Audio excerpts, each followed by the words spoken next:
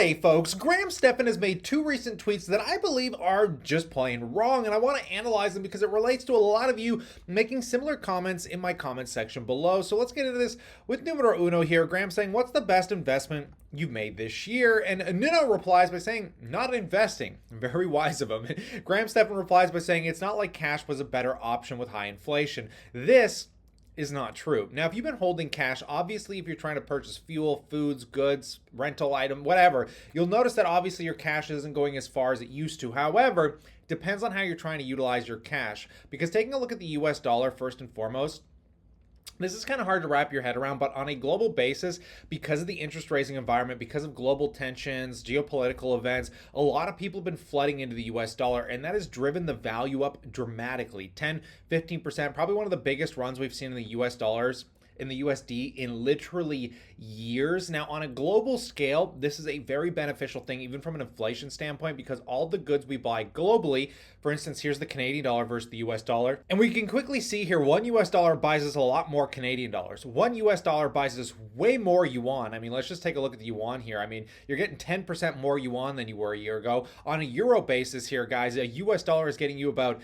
again, 7 to 10% more euro dollars. So on a global scale, purchasing anything foreign is going to benefit you greatly, especially if you travel a lot, right? And on the other scale of it too, you have to understand that people see the value now in cash security-based assets. So whether you're talking bonds, GICs, high interest savings accounts, and as people flood out of stock market, stock because they're worried, they're flooding into cash and these securitized investments, that also continues to add pressure and drive up the dollar. Honestly, the US dollar has been the greatest investment, I'm pretty sure, outside of oil in 2022, because I mean, look at this, guys. You're getting a 6.89% on an I bond in the US. In Canada here, GICs are paying like 5%. And so many people in the comment section below were just like, yeah, but 5% doesn't keep up with inflation. Well, newsflash, that inflation isn't going to last forever. I can lock in a GIC for 5 years. When inflation cools back down to the modest 2 to 3%, I'm still outpacing inflation. And again, in an environment like this, people are going to keep running into that cash, driving up the value of the dollar.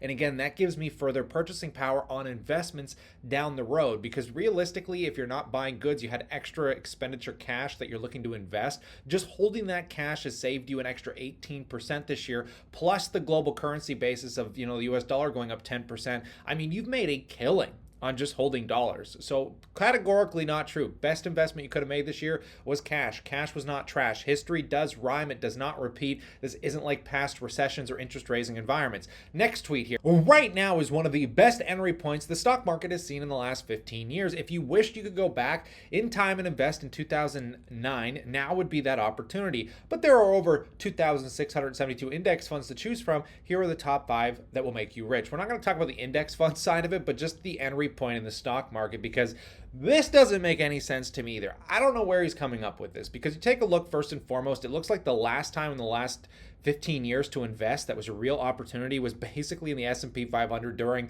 the March 2020 crash. Thank God so many of us were able to take benefits from that, but we're nowhere near close to that level again. You go back, the next greatest time was obviously during the 2008 financial crisis, but maybe he's talking about it from a valuation perspective. And if we take a look at the S&P 500's PE history here, we can see that we've come off this massive inflated bubble.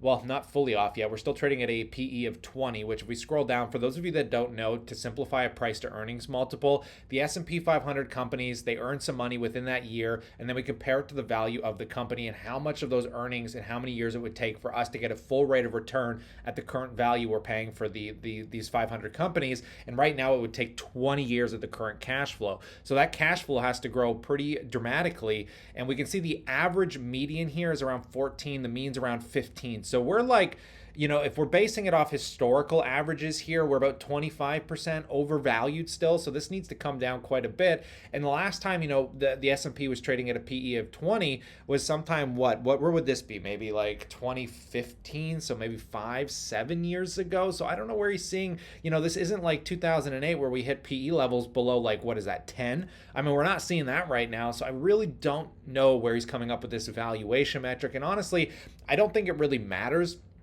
because most of you guys are young. If you're like me, you got 30-year time horizon. I don't think you should care as much about the valuation of these big index funds much. We all know cost average investing, by the tops, by the bottoms, or you can do what I do, right? If you already have a huge exposure to these index funds, you're young, try and squeeze out a few extra percent over the long term and just buy these dips. Like I was buying through October here, did very well with that. And once it starts to rip, just take a breath, focus on restacking cash, and just wait for the next pullback, right? Because there should be an inevitable pullback. And even if there's not, we still benefit greatly because you, like me, probably have drips set up. So no matter what, at least you're reinvesting the dividends. But I'll pass that question off to you. I'd love to know what you guys think about this in that comment section below.